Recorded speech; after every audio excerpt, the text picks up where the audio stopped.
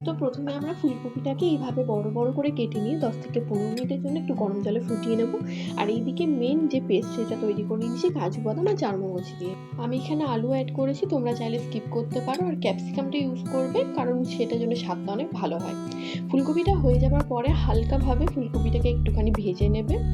তারপর কড়াইয়ে গোটা জিরে, তেজপাতা আর গোটা গরম মশলা দিয়ে আদা বাটা, জিরে বাটা দিয়ে মশলাটাকে এভাবে তৈরি করে নেবে। আর কাঁচা লঙ্কাটা অবশ্যই অ্যাড করো।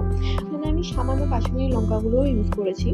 মশলা থেকে তেল ছেড়ে দিলে আমরা করে রাখা পেস্টটা দিয়ে দেবো। আর হ্যাঁ, আগে বলতে ভুলে গেছি, কাজু আর চারমগজের সাথে আমি একটুখানি কিন্তু পোস্তও তাতে অ্যাড করেছি।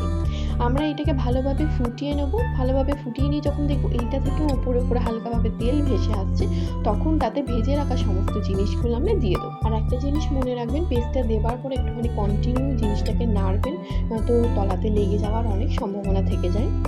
তো যেমনটা বললাম, ভেজে রাখা আলু, ফুলকপি সব কিছু দিয়ে দিলাম। আর দেখে নিন এমনিভাবে যখনই ফুটবে, ফুটতে ফুটতে দেখবেন ওপর থেকে তেলটা ছেড়ে আসছে, মশলার গন্ধটাও থাকছে না, তখন বুঝবেন এটা একদম রেডি হয়ে গেছে।